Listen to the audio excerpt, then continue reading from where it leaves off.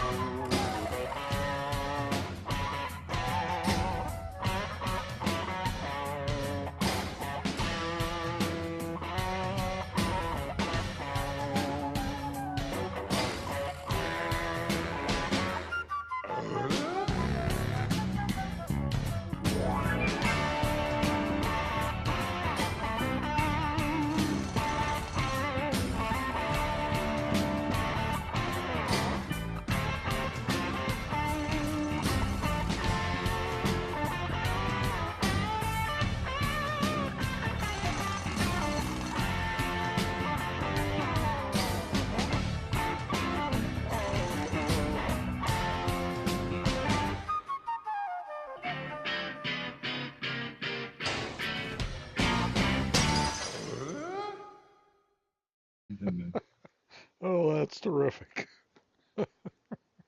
Thank you, Penny. That's great. Our And person did a good job. Thanks, Benny. excellent. Thank you so much, Yeah, Penny. that was real good. Yeah.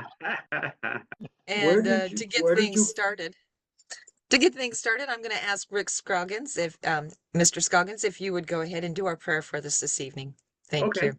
All right. Father, we take a moment here, maybe we take a pause and relax our mind, heart, and spirit for just a moment and lay it in your lap, in your hands, and in the hands of your son.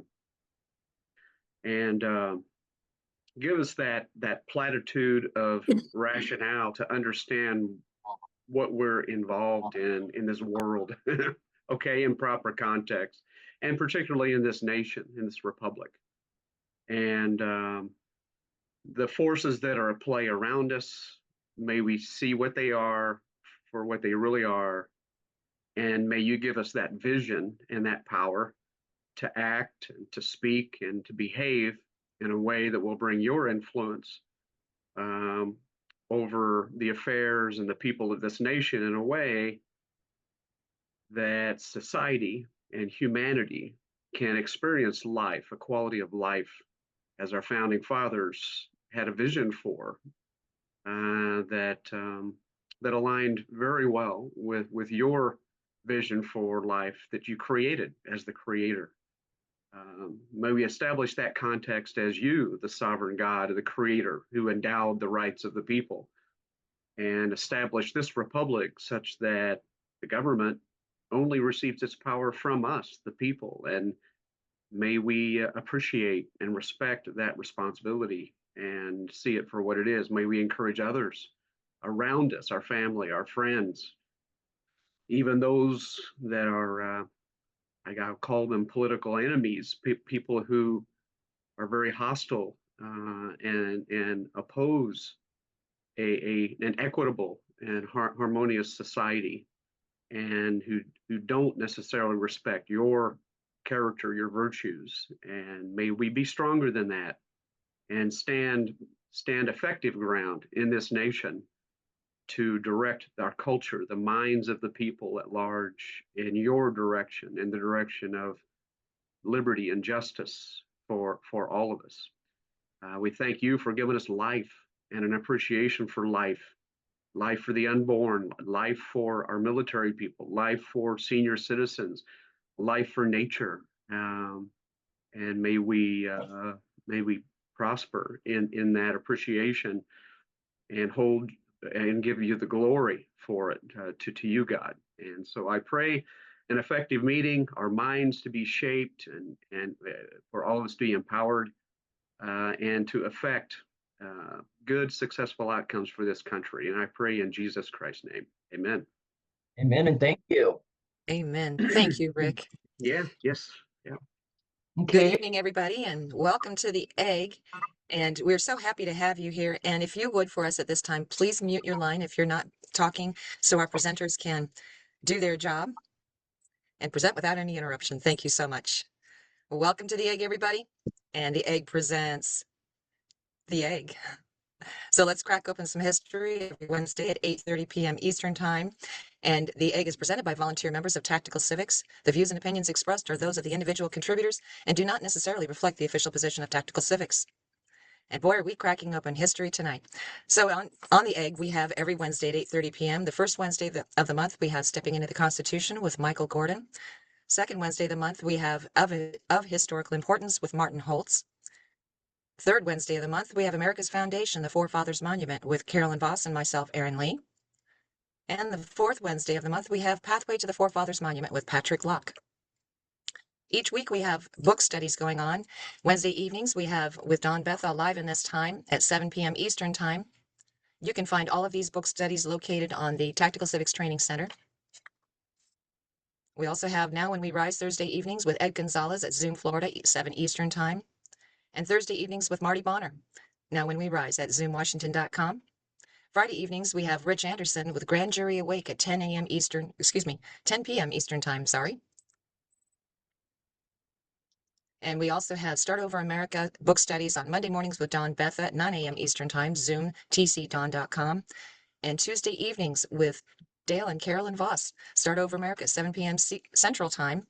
You don't want to miss these book studies. They're really good, folks. We also have a new book study with David Coffey, the Banished Bureaucrat. Catch him Fridays at 5:30 to 6:30 p.m. Eastern Time on Zoom TC Georgia. And we also have Stacy Marisek doing our Tactical Civics Ready Constitution. This is a good study also, folks. If you don't know much about the Constitution, check this one out. We have Zoom Fellowship and Prayer Sundays, Mondays, Wednesdays, Thursdays, and Saturdays. For more information on the Fellowship and Prayers, please check out our Tactical Civics Training Center. Liberty Lab every Friday night at 8 p.m. Eastern Standard Time. And please don't forget about Project America 125.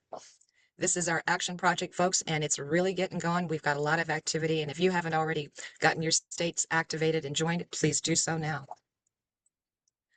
And we'd like to tell everybody that the mission of Tactical Civics is to glorify Jesus Christ and maintain our civilization by living like responsible adults, enforcing what we stipulate in our Constitution.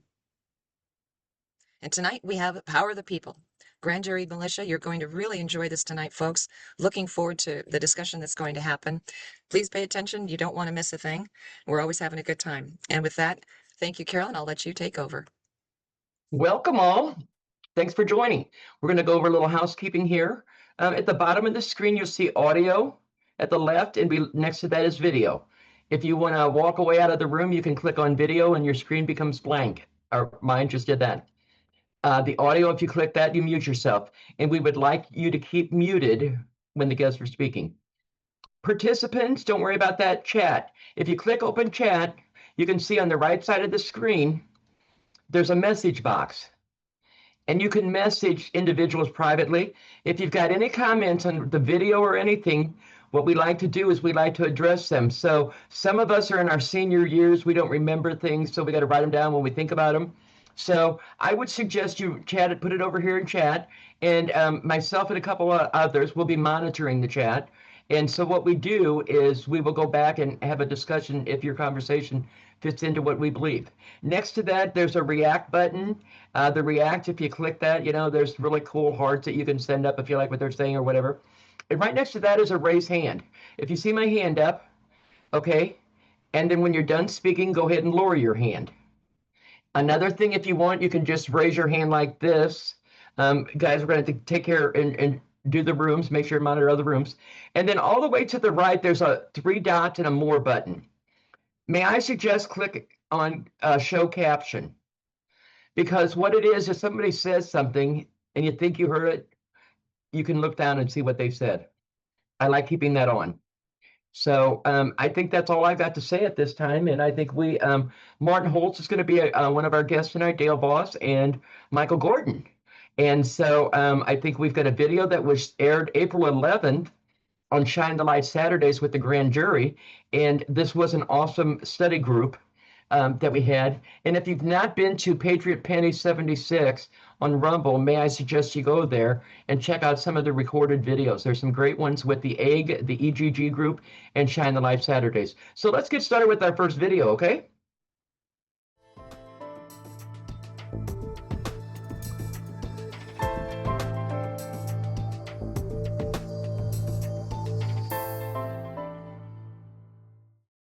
An investigation into the grand jury, now and then. This morning, we are going to walk through an investigation of the history of the grand jury, where it came from, and what it became, and why that matters. Most people hear the words grand jury and assume the system we have now is the same thing the founders preserved. It is not. What exists today is not the same in spirit, in function, or in independence as the grand jury that developed over the centuries and was preserved in the Constitution. So here we go.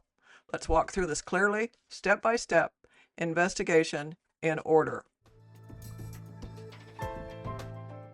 To understand the grand jury correctly, we have to go back further than most people are ever taught.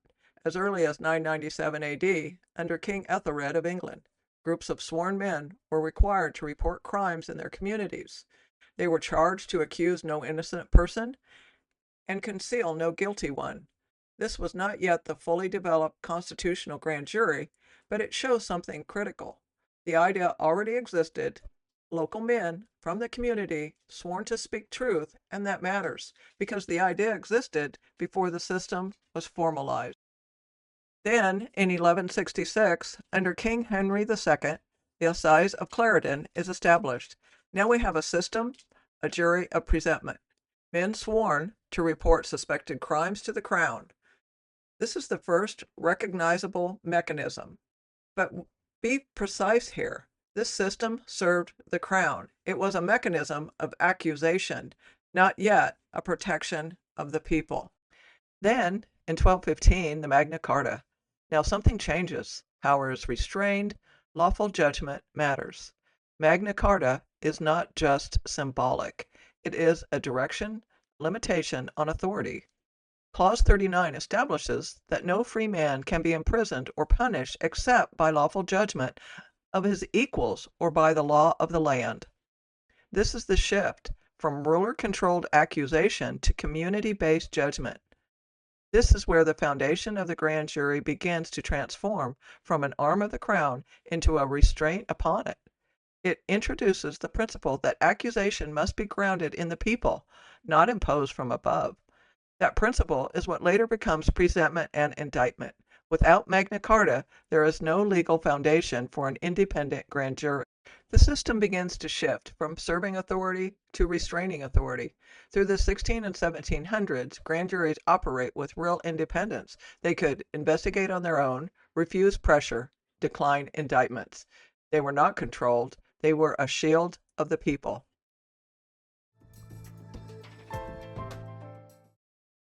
Now we arrive at 1791. The grand jury is preserved in the Constitution through the Fifth Amendment. And this must be clear. A person cannot be held to answer for serious crimes without a presentment or indictment of a grand jury. That is not minor. That is constitutional protection. So the timeline is clear. 997, the idea. 1166, the mechanism. 1215, the rights foundation. And 1791, preserved in the Constitution. Now, if that was the foundation, what changed?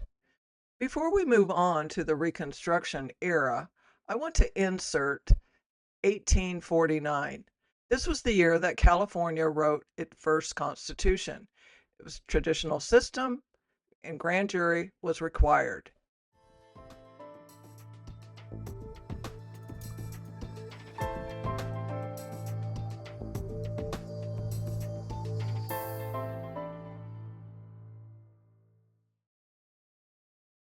Now we move to the Reconstruction era of 1865 to 1877. Particularly after the Civil War, federal authority expands, trust in local population declines, and central control increases. These are the conditions for change.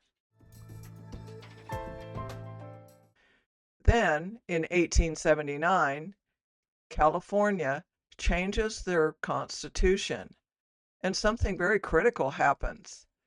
Prosecution by information is introduced. What this means is a prosecutor can bring charges without a grand jury. The grand jury is not removed, but it is bypassed. And the reasons given? Efficiency, speed, practicality. This is not a small procedural change. This is a structural bypass of the people. Because before this, the grand jury stood between the citizen and the prosecution. After this, the prosecutor can go directly to charging. That removes the requirement for citizen review before accusation. The grand jury becomes optional in practice. And once something becomes optional, it begins to disappear in function. This is the first major break in the people's control of accusation at the state level, and California becomes a model that other states follow. So this is not isolated. This is a template.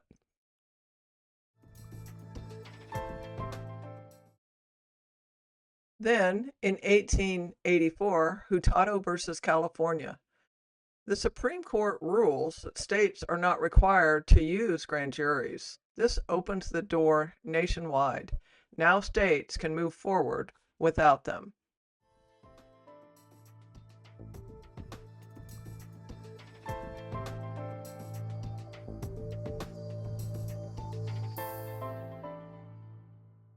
In the early 1900s, control shifts even farther. The reasoning?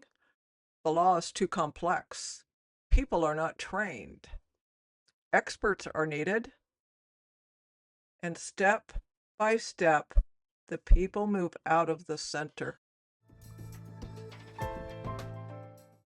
Now, we come to the mechanism of change. This is not theory. This is how it was done. In 1934, Congress passes the Rules Enabling Act. They do not rewrite the grand jury. They do something more important. They transfer authority. They give the Supreme Court the power to write procedural rules for federal courts, including the grand jury. Between 1941 and 1944, committees of judges and lawyers draft the rules, not the people. Legal professionals. And in 1944, the Supreme Court adopts them. Inside those rules, Rule 6, grand jury. In 1946, they take effect. Now listen carefully. This is critical. The Supreme Court created the rules, but they did not become binding on their own. They were sent to Congress. Congress had the power to stop them. Congress did not. They allowed them to take effect. So what happened? Congress did not directly change the grand jury. They changed who controls the rules. And once you control the rules, you control the system. And this is what happens during the World War II era, a time of federal expansion, central coordination, administrative control. Before this shift, the grand jury is independent. It acts on its own knowledge. It stands between the people and power. After this shift, it operates inside a system. The prosecutor drives it, and the rules define it. World War II ends, and millions of Americans come home, but they don't come home the same. They've seen things, endured things, what we would now call trauma, then called shell shock. A nation that just fought for freedom now has to figure out how to live with what it's been through. The late 1940s and 50s became a time of rebuilding families, communities, institutions, but underneath the surface, something is shifting. Authority is being reorganized, systems are being formalized, and fewer people are asking questions about how power actually works. Then we move into the 1960s, a decade of upheaval, civil rights movement, protests, political assassinations, distrust in government. The American people are no longer unified. They're divided, distracted, and reacting. And in times like that, most people aren't watching what's happening inside the system.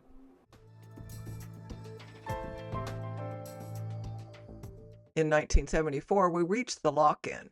In United States versus Calandri, the Supreme Court rules that the exclusionary rule does not apply to grand jury proceedings, meaning even if evidence was obtained illegally, it can still be used in front of a grand jury.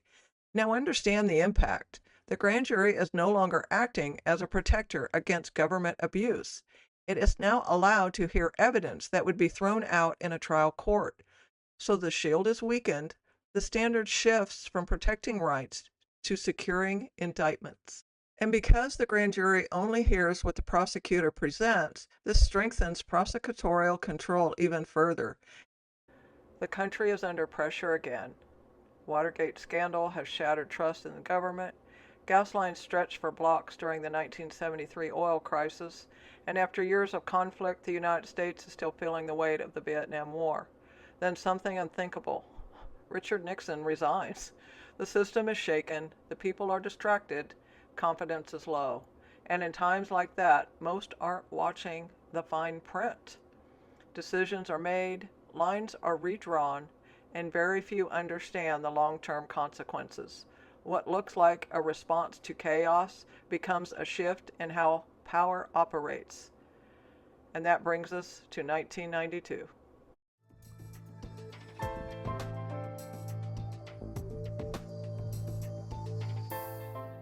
In the United States versus Williams, 1992, the Supreme Court rules that prosecutors are not required to present exculpatory evidence to the grand jury. This is critical. Exculpatory evidence is evidence that could prove innocence does not have to be shown, so the grand jury is no longer a fully informed body. It hears one side. The prosecutor controls the narrative, and the grand jury cannot make a truly independent determination without seeing both sides. This locks in the transformation. The grand jury is no longer an independent investigator. It becomes a body that reviews what is given, not what it seeks. Prosecutors are not required to present exculpatory evidence. Now, control is firmly established.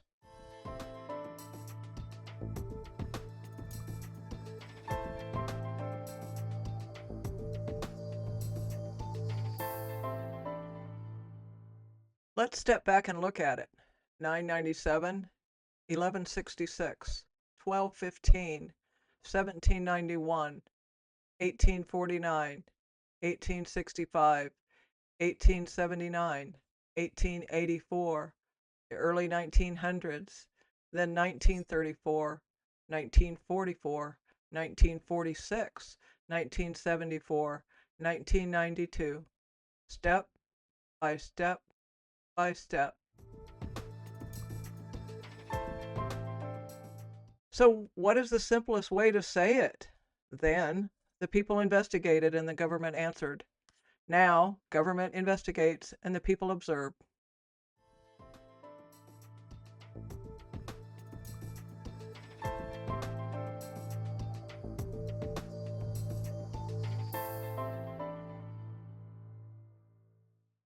To conclude, the grand jury was not removed, it was redirected step by step.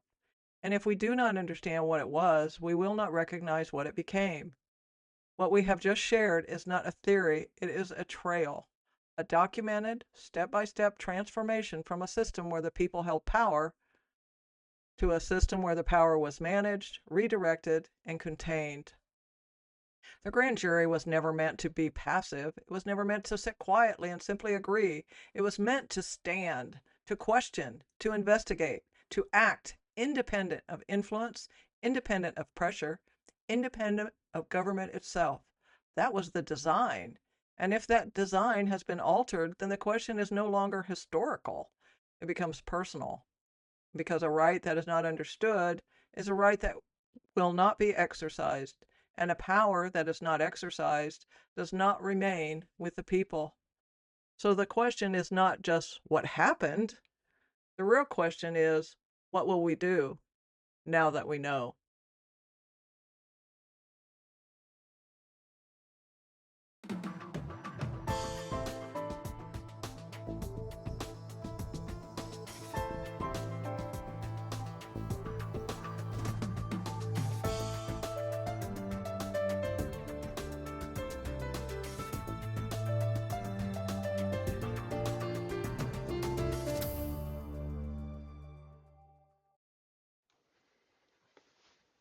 Amen, amen. Is that not a great presentation?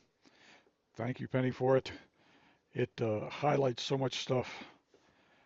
And we do have to keep in mind, though, that we are talking when we're talking grand jury directly like this now, we're talking at the federal level because it's in the Fifth Amendment. Then that's where all the laws and where Congress congregates. Because law, other than the federal law, is in the hands of the states. And of course, grand jury appeared in all the states. It's still in most of the state statutes, but under the influence of all this that has happened at the federal level, the states have changed their approach, if not their laws, so that individuals on the grand jury are not briefed on what the state law really says. Typically, they are briefed on how the prosecutor and the judge want to run it. And most, literally all grand jurors, not having the experience or the background, do not know the state laws, do not know how it should happen, how it should function. And so therefore we're still under the same restrictions. Like Penny said, we're observers rather than participants in most cases. What this does highlight, however, is that grand jury is extra constitutional. It existed before the Constitution. It exists on the outside of the Constitution within the state laws and the state constitutions. And therefore, we can counter all these tendencies by educating ourselves and by applying this at the county level starting and up through the state. We got our work cut out for us though, because every state's different. So we got to start from that base to learn and then share within the counties of our states and then start working on uh, providing the basis for our ordinance for grand jury and ordinance for militia as well. I might add here right now that the initial presentation was a little bit misleading because Aaron was talking about the egg and the presentations in the first, second, third, and fourth week. And this doesn't fit. And it doesn't fit because April has 5 weeks. And so we took the opportunity to fill that blank week with this presentation on the two tools that we the people have to get our Constitution back in the place where it ought to be, to move our government to where it ought to be, and to provide the oversight that we the people should be providing. We can use these two tools. So we're talking about two tools here. Talking about grand jury, which we just talked about, and then we're going to talk about militia, because militia is also extra constitutional. It existed long before the Constitution did. So I want to open the floor a little bit here. Dale, you got your hand up, so go ahead. Yeah, I was just wanting to back you up completely with what you said. You're 100% right, but I just wanted to add, if you look at the grand jury authority and power of the grand jury, federal and states that use it, this is what is so very, very important about informed citizens, people that serve on the grand jury, because it's still in the rules and the statutes of how a grand jury operates. A grand jury, sure, they hear all that exculpatory evidence. And that shouldn't be allowed, but it is. Would never be allowed in a court of law, but it does in the grand jury. But by the same token, the grand jury has full power and authority to subpoena witnesses, to investigate these crimes on their own. They don't have, the prosecutor presents the case and then he leaves. The grand jury has full power and authority to investigate on their own, subpoena witnesses, issue warrants, and everything else before they indict.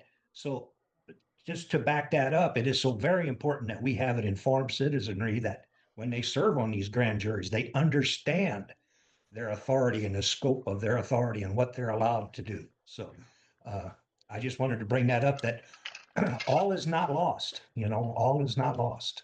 Our first and greatest mission in this area is educate. Yes, yes. Sure enough. David Coffey, go ahead, sir.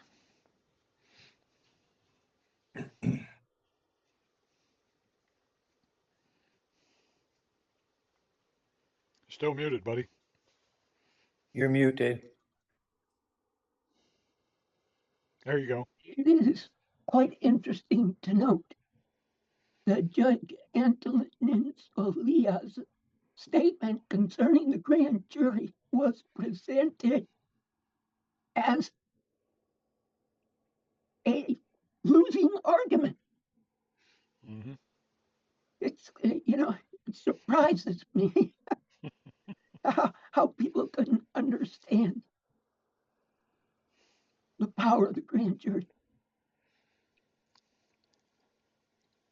Well, I think they understand it, David. I think they're fighting against it. Yeah, they were fighting against it, absolutely.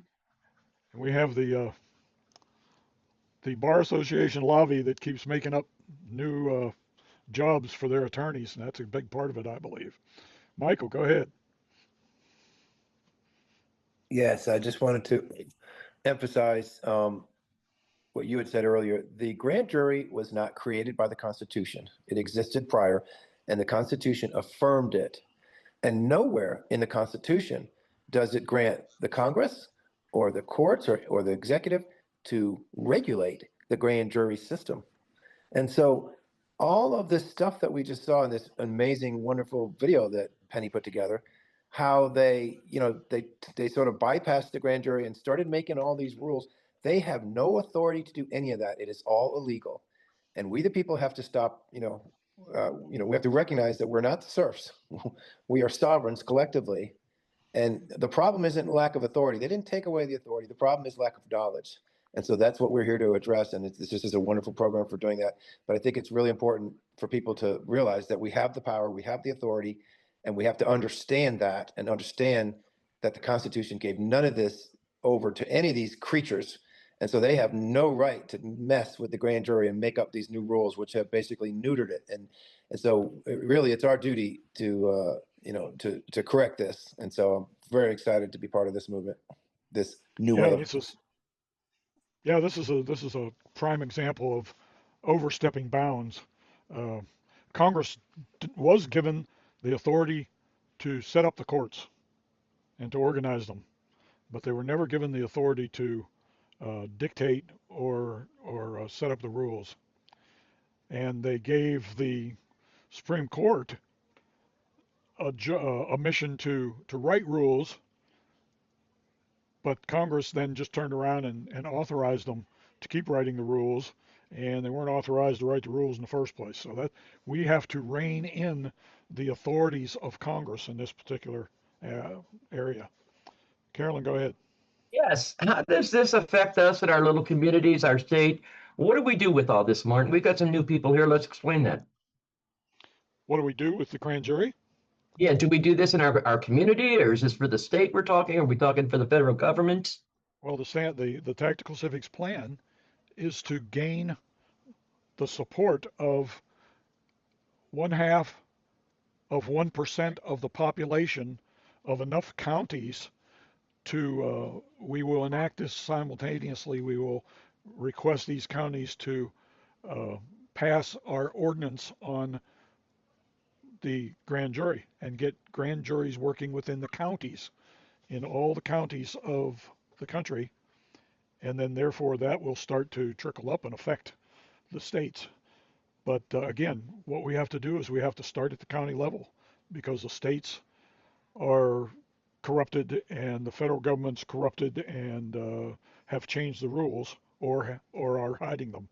So we start at the counties, and under Tactical Civics, we are enforcing, or we're going to have ordinances passed to establish the people's grand juries and to educate individuals and ask them to volunteer and provide a vehicle to nominate or to list volunteers to serve on the grand juries, and then instruct them on how they are supposed to operate by state law, so that grand juries can actually operate. Also, uh, we will ensure through our ordinances that the people of the grand jury, as has been the fact from time immemorial, the people have the right to petition to have a grand jury paneled when there is evidence of crime in their jurisdiction. We got to make sure that is established as well and trained. It is established in a lot of places, but they've put up a lot of roadblocks for it to work. And we can get that reestablished. It all is based on education. It's all based on education for the grand jury, and it's all based on education in a lot of respects for the militia as well. Go ahead, Dale. Yeah, just real quick, I was going to say that here in Illinois, the prosecutor makes the decision if he wants to use the grand jury or a preliminary hearing. A lot of states use preliminary hearing or some version of it. But it's interesting to note that we've all heard the old saying, the grand jury can indict a ham sandwich because it's so easy, right? But so they've come up with this preliminary hearing idea. Well, in the preliminary hearing, the prosecutor and the defense attorney are standing in front of the judge, and they both give their version, and the judge throws out a lot of that exculpatory evidence. So here's what's been happening. The preliminary hearing, the indictments have been going down for the prosecutor versus the grand jury. Why? Because it's not easy doing it in front of the judge anymore. And the prosecutor, but then the prosecutor is an elected official in many states, many counties. His performance by his indictments and his win in the court is what gets him reelected. So in a lot of cases, which goes right back to what we want, in a lot of instances, they're going back to the grand jury because it's easier to indict.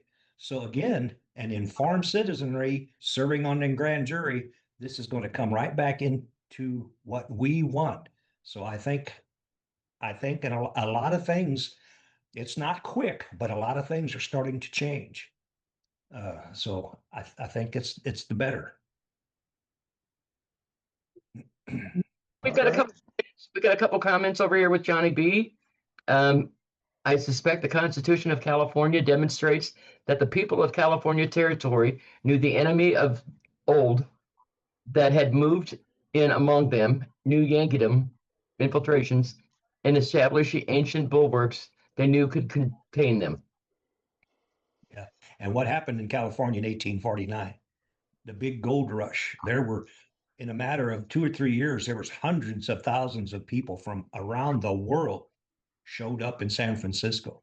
So you can imagine the tumult that was in California at the time. So you can just imagine who was running that show and why the laws got passed the way they did. It wasn't necessarily for the people.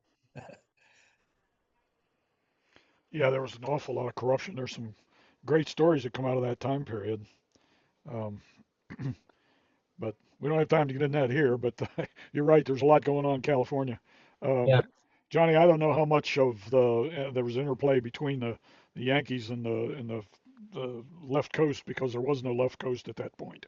But we did have Yankees. We had Appalachians. We had a lot of different subcultures of America coming into that area. We had a lot of different subcultures from all over the world, just like Dale said. There was corruption like you wouldn't believe. The government couldn't handle it for a long time. There were actually armed insurrection against the city government in San Francisco. And by the way, when that happened in 1854, I believe it was, there was a certain Army veteran, not Army war veteran. Well, he was Army veteran who was running a bank at the time in San Francisco, and he was appointed Major General of the militia, and the militia was supposed to stand for the government against the insurrection, and it failed miserably, and the guy resigned in disgrace. The Major General. His name was William Tecumseh Sherman, by the way. That was after he'd gotten out of the Army the first time. And he was running a bank in San Francisco, and he completely failed. And he probably justifiably so. He couldn't get really into it because he knew about the corruption. He knew that the government he was supposed to be defending was so darn corrupt that the people took it in their own hands and shut him down. Pretty good, interesting story right there. But I think we better go on here and talk about the militia, or we're not going to have time to do it. Is David Coffey put, when did they begin calling judges justices? In the Constitution, we the people call them judges. Does anybody know that? Well, the ones that were called justices first were the Supreme Court. And I think that Congress probably gave them that moniker to differentiate them as the highest court and literally the only federal court at the time. It was very early. They started calling them justices. Yeah. And then it spread down through the district courts, etc. Let's talk about the militia, huh? Let's talk about the militia. Now, the reason that we are talking about the militia and the grand jury is because both of these tools for the people are extra constitutional. And the militia goes back a long ways, not just to England, not just to Anglo-Saxon, but literally clear back to the Hebrews when they left Egypt. And we're going to talk about that a little bit. Let me bring up my slideshow here. The militia, as we know it, goes clear back to the Hebrews, to the scriptures for their initial setup and their justification. Yeah. Any comments while Martin's getting set up? Any questions? Good time to have the conversation. I'll offer just a couple thoughts, if you don't mind, just real quick until once he comes up, I'll stop. But Okay. Carolyn and I had lunch some time ago and introduced these ideas here. I think the fundamentals are very sound with regard to the history of our founding fathers and what the premises of developing the Constitution. The idea of a grand jury and public participating in that requires some good responsibility and honesty of people to and critical thinking to even ask questions or investigate to become confident in a conclusion in making a diagnosis of a problem or crime or something like that. And we're all trying to become educated and influence our peers and politicians and things um, toward this structure, towards use of these tools. But for me, what feels like a big monster is just the mindset of the population at large, the mindset of the political apparatus trying to break through the apathy and the cultural, when I say lack of people not thinking, they're not paying attention, they're not investigating. There tends to be they're more persuaded. So I don't know how to address that. I guess I'm not explaining to myself real well, but trying to get our population of people interested and convicted to listen and learn and apply these things seems like one of the bigger challenges, right? So anyway. I absolutely agree with you. And I got a couple of things to say at the end of this, so we'll talk about it some more, Rick. It's a good point to bring up, though. Okay, where did the colonists get the idea of militia? And I'm gonna read this quote. This is from an article by David Kopfel entitled "Ancient Hebrew Militia Law" in the University of Denver Law Review in 2012. So let me start here. The American founders were assiduous students of history. While the well-educated among them read Roman and Greek history in the original languages, some history was well known by almost anyone or everyone, namely the Bible. New Englanders intensely self-identified with ancient Israel from the first days of settlement in early 17th century, Israel in the wilderness, to the days of the American Revolution, when New England's Black Regiment or Black Robe Regiment of clergymen incited the revolution as a religious duty and described the 13 American colonies as a modern version of the 12 Confederate tribes of Israel. Thus, ancient Hebrew militia law is part of the intellectual background of the American militia system and of the Second Amendment. Now, let me continue the reading here. The 12 tribes of Israel were first numbered and organized into military units as they left slavery in Egypt during the first year of their exodus. Because the census was for military purposes, it counted every male, quote, from the age of 20 years up, all those in Israel who are able to bear arms, unquote. All able-bodied men aged 20 and over were obliged to fight and go forth armed to battle. So, the total of that first census If you go back to Exodus and look it up, and in Numbers 1, which is what I've got down here. Um, Numbers 1 indicates that the first census total of all the tribes was 603,000 men ready for battle and armed and equipped. They camped around the tabernacle by tribes, 3 tribes on each side of it. Then they marched in order by tribes when they moved, with the Levites carrying the tabernacle all broken down in the middle of the column. And each tribe had his place, and it marched in that line. Um, all totally organized based upon the 2 concepts. First, every able-bodied man was obligated, and second, they were uh, called to battle. And when they were called to battle, they had to report. And when they reported with their personal gear, their personal weapons, and ready to go, knowing what unit they were in. They were organized by tribes, as I said. In the time of the judges, which we refer to a lot of times as the Hebrew Republic, there was no government over the tribes. Prophets and judges arose every generation or so to lead the nation and defeat enemies in response to the repentance of the people and their cries for help. Here's a couple of examples. Judges 4:6. One day Deborah sent for Barak the son of Abinoam, who lived in Kadesh in the land of the Naphtali tribe.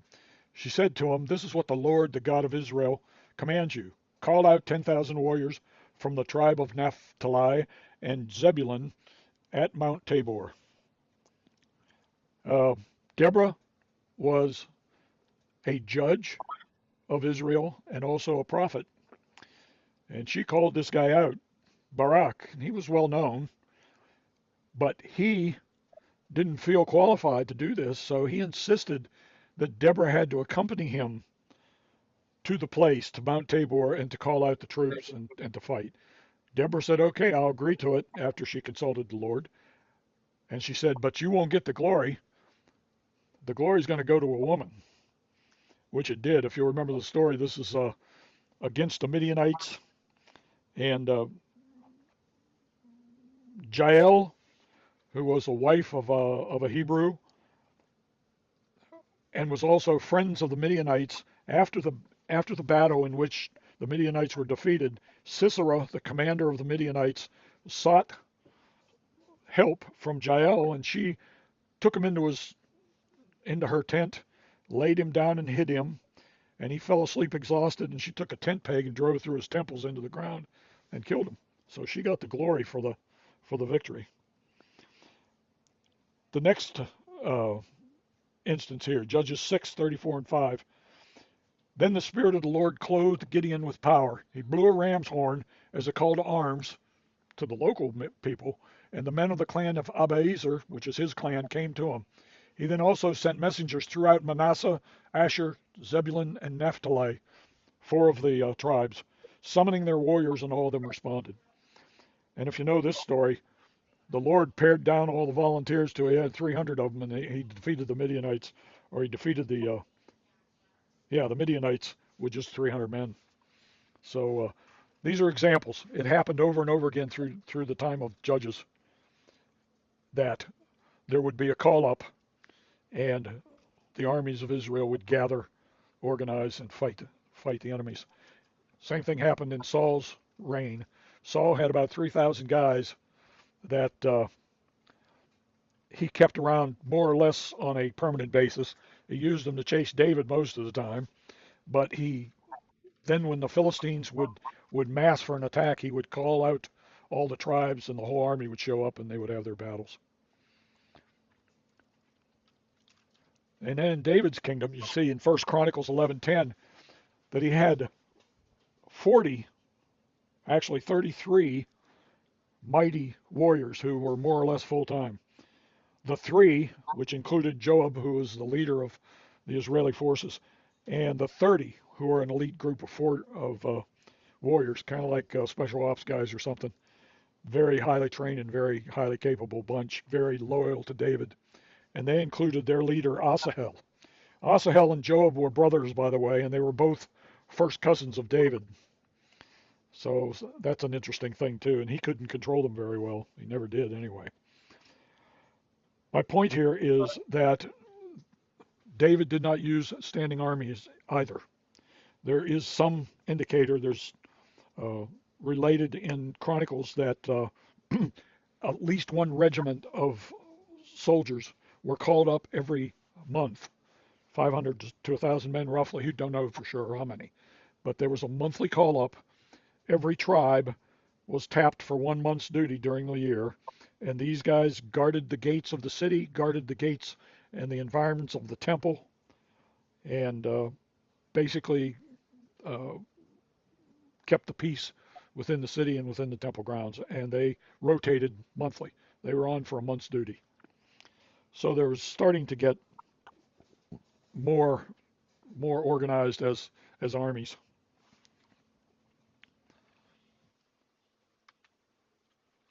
And then we come to Rehoboam.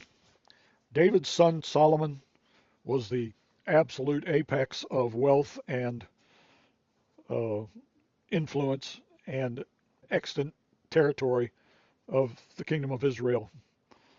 And Solomon was obviously touted as the wisest man in the world. Lots of interaction with the world, lots of interaction, and lots of growth of bureaucracy, lots of growth of, he had garrison troops in garrison cities with horsemen and chariots and charioteers, so he had a standing army.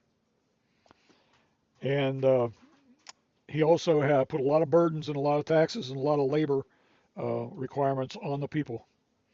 For instance, when he was building the temple, he had 70,000 people, laborers. Those who came from the common people. Um, when Solomon died, Solomon still had a unified kingdom, but they were under a lot of strain. When he died, Rehoboam, his son, was declared king, and he was crowned king of Judah and Benjamin, the two tribes around Jerusalem. And then uh, a man named Jeroboam, who had been an official of Solomon's and had fled before Solomon killed him years before, came back, became the leader of the other 10 tribes, approached Rehoboam when all of Israel gathered at uh, Shechem to crown him king. And Jeroboam, as a representative of the 10 tribes, formally requested of Rehoboam an audience. And at the audience, he said, if you lighten the load on our people, if you lighten the burdens on our people, then we'll be loyal to you and follow you. And Rehoboam took the advice of all his young contemporary advisors who were very dismissive of the people, called them a bunch of complainers, and basically Rehoboam threatened even more burdens than they had. And so the 10 tribes voted with their feet. And basically, this was my translation. Basically, they said to him, up yours, buddy, and they all went home. And they did not crown him king. And this was the split into two different kingdoms, Israel and Judah. We are assured that God is the one that set this up. But the dynasty of David ruled Judah until it was destroyed by Babylon. And that's all they ruled, just Judah and the two tribes, Judah and Benjamin. And the 10 tribes in Israel were conquered by the Assyrians later on and disappeared from history. Here's some lessons, though. Well, the first lesson is on Rehoboam, is that the people were in charge. People were still in charge. The people were called into assembly for these big decisions, and they voted. And let us be reminded, they all were armed too. So if they had to, they could fight. So the people never disappeared, and the influence of the people and the authority of the people never disappeared in the kingdoms. It was always there. Here's some other lessons. This was a universal requirement for the Hebrews. All able-bodied men above 20 served.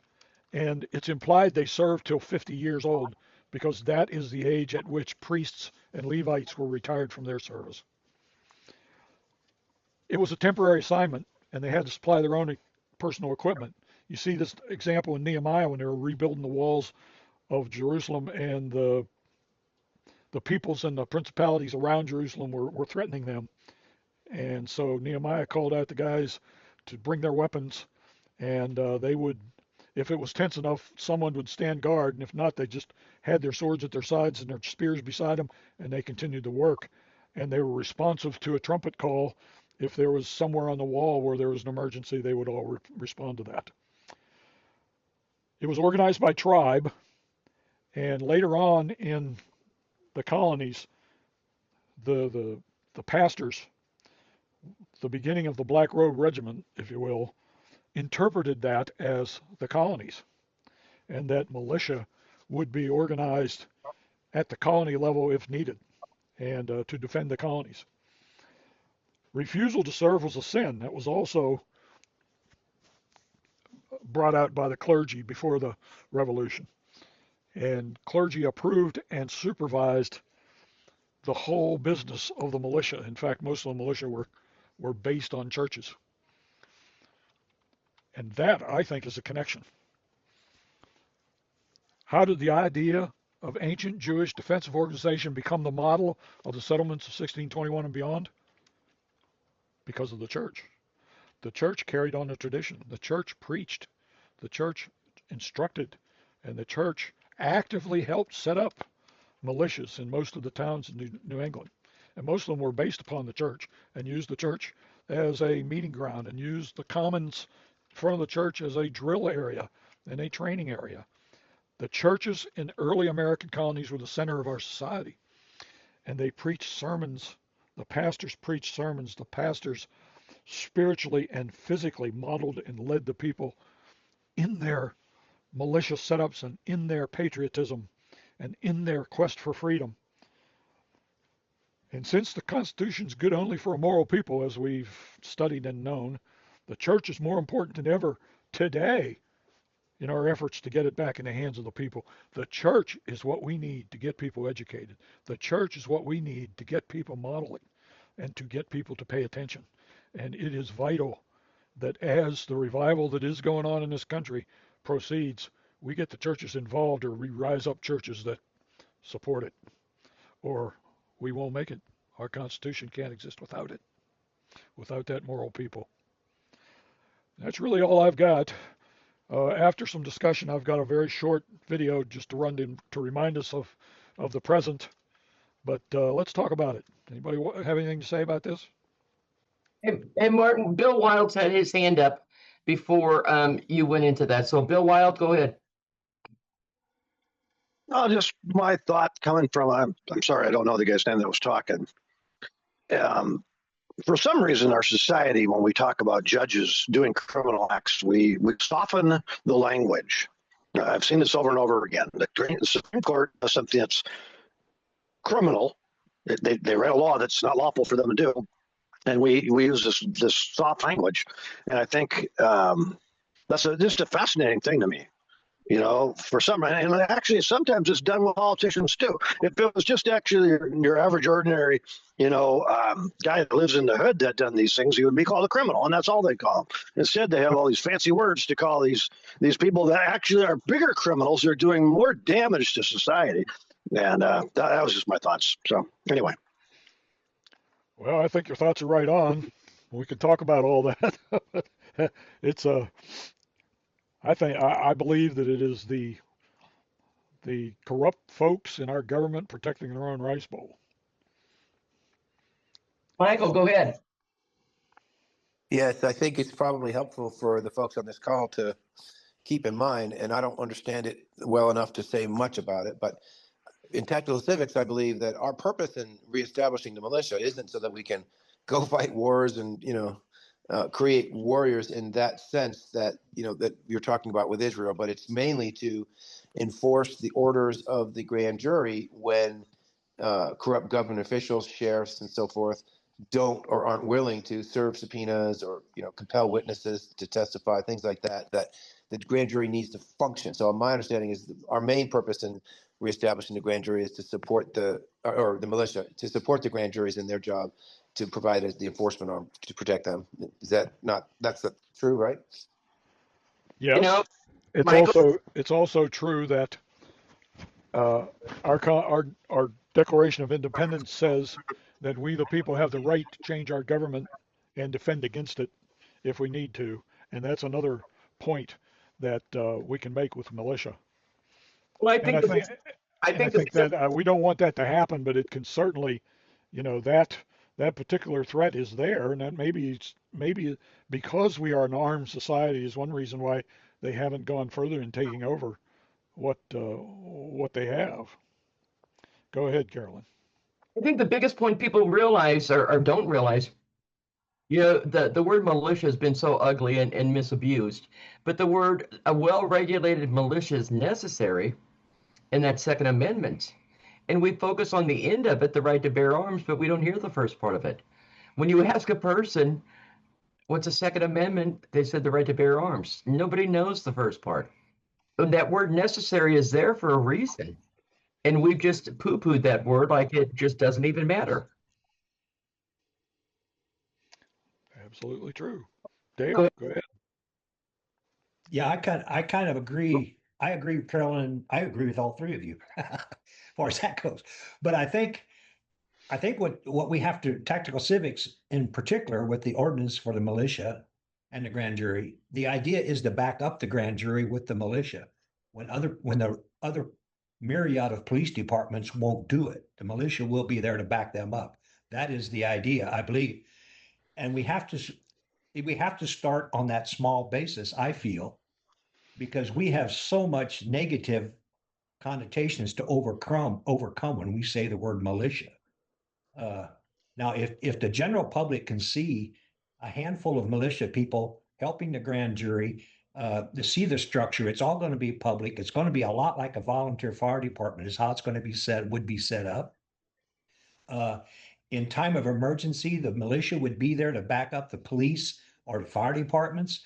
They would only maybe do traffic control or something. They would not investigate crime or put out the fire, but they would be there to help in whatever capacity they could. That helps public perception. That will kill the Hollywood and the anti-gun people's version of the militia. That can only be good for us, we the people. Now, at times when there's political things or people that's going on, the grand jury can't get subpoenas served by the regular police departments or warrants issued by regular police departments. They call on the volunteer militia because the volunteer is not being paid by anybody. That status lets them go after whoever needs to be looked at or brought in. So I think wrapping all that up into that neat little package is what we need to be, and that's how we need to start. Now, once it's just like the concealed carry thing. That was started by just a handful of states, and over the years, all the states have got a concealed carry now. I think the militia will work the same way. We get in a handful of counties, more counties, more counties, more states. People are going to say, "Oh, well, they're not taking over the world. They're actually helping with law enforcement." That is the ultimate goal. Let me ask you something. If we had had a militia in St. Louis County when the riots happened in Ferguson, and those volunteer people came out to help the merchants and the people that lived in Ferguson to protect their property, do you think that would have turned people's minds a little bit toward the militia? I believe that the militia has a legitimate mission Yes. to protect property and lives in their counties.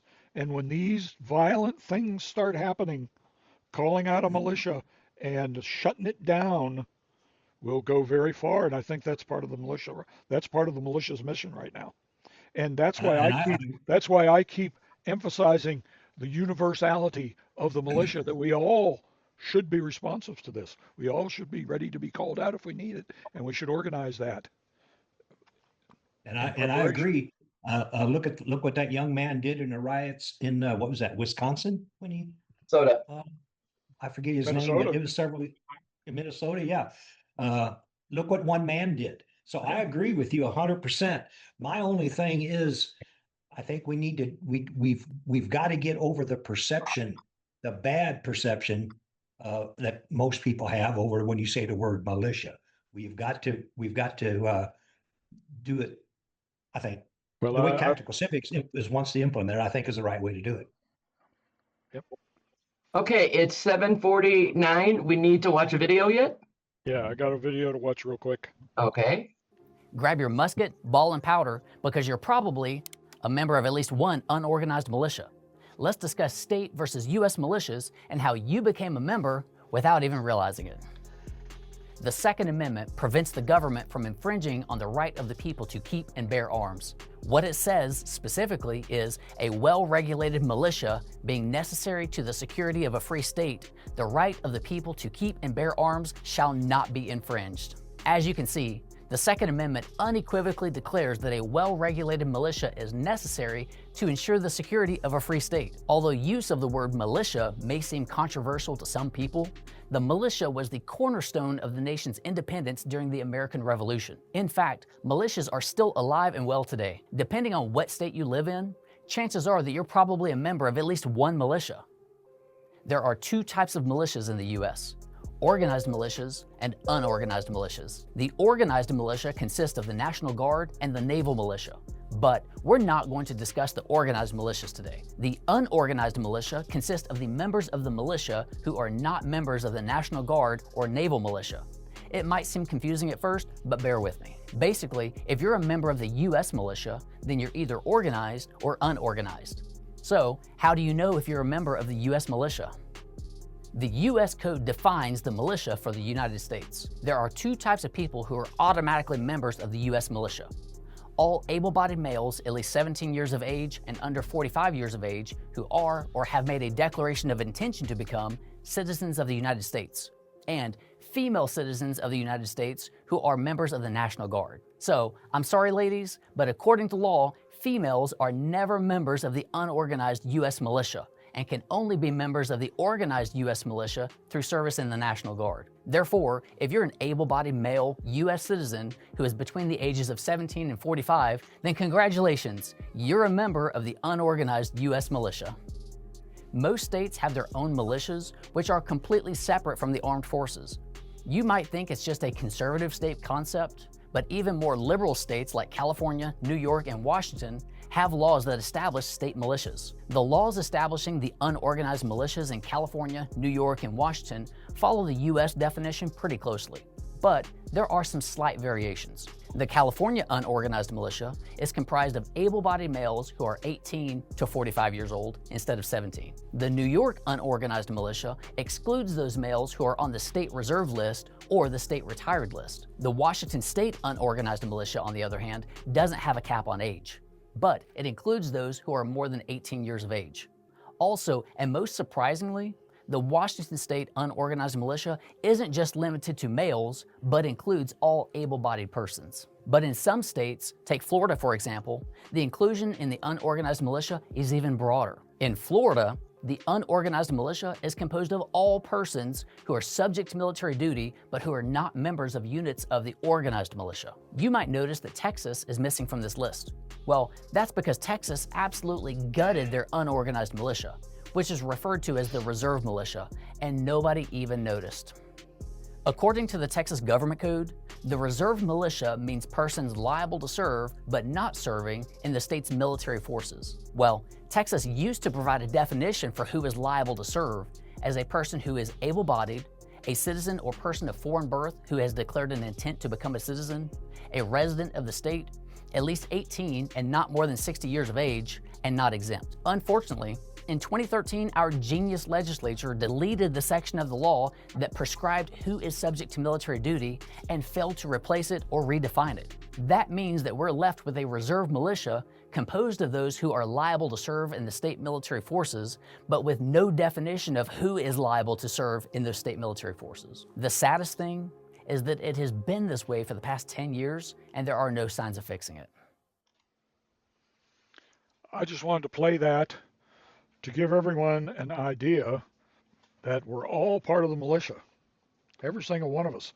And I include all able-bodied females in that too as volunteers, because the militia is voluntary, but we're all liable and we're all could be called up, at least at the federal level, and then we'll have to talk about the state level because that's going to be something that's will have to be applied to each state separately. Go ahead, Dale. Yeah, I was just going to expound on that a little bit. As much as the states and the feds and all these governments, as much bad as they say about militias, what do they fall back on when they want to implement a draft? That's exactly the law and what they fall back on when they want to draft people for the military. Yep. So.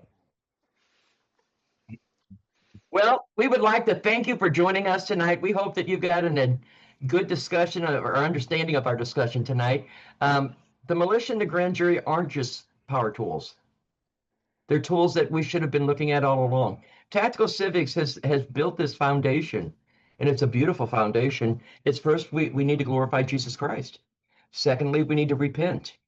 And then we need the grand jury with the support of the militia. It's really that simple, folks. The discussion is not necessarily the beliefs of tactical civics that you witnessed here tonight, but we do believe that a grand jury and militia are very important. But first, we need to restore our faith in Jesus Christ and invite him into everything we do in this world, because without him, this whole repentance, this revival thing cannot happen. We cannot have America back until we restore Jesus Christ. And as Penny brought it up in the video in the 60s, that was a big turning point in our lives. That's really when they start pulling God out of schools, government, and everything. And it's just kind of made a turn for the worse. So we want to just really thank each and every one of you tonight for joining us, and enjoy our song here.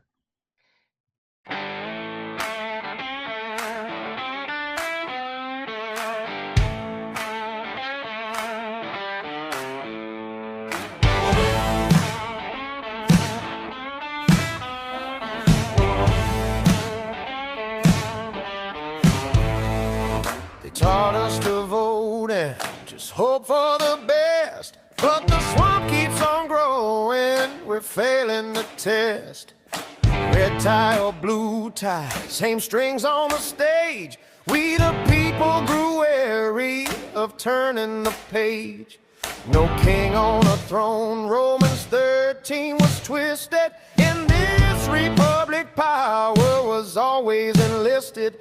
Grand jury and militia still written in plain.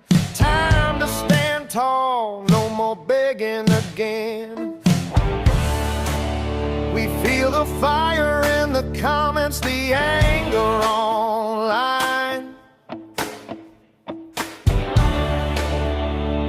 But anger without duty is wasting our time. This is our republic, not their private domain. We enforce the Constitution, we're breaking the chains. County by county, the future begins. Tactical civics, now we step in. We the people, the solution is you.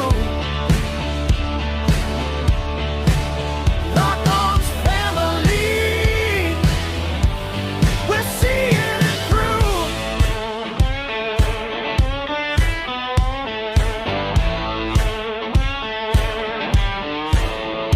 They said wait for the next one, just trust the process, while they print endless money and leave us the mess.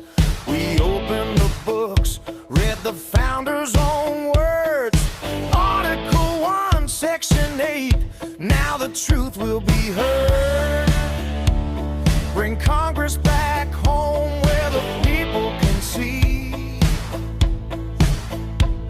Real oversight, real accountability.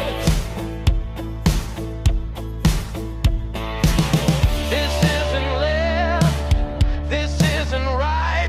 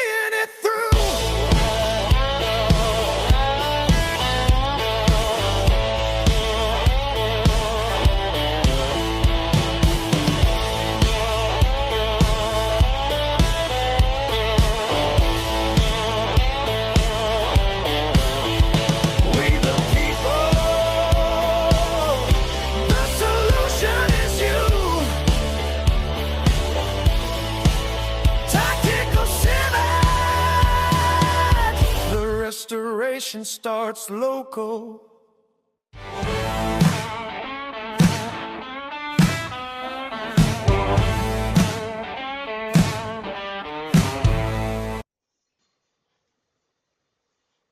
Darlene Downing on our front here, if you see her from North Carolina, is the producer of that video. It's so beautiful, Darlene. We just love that thing.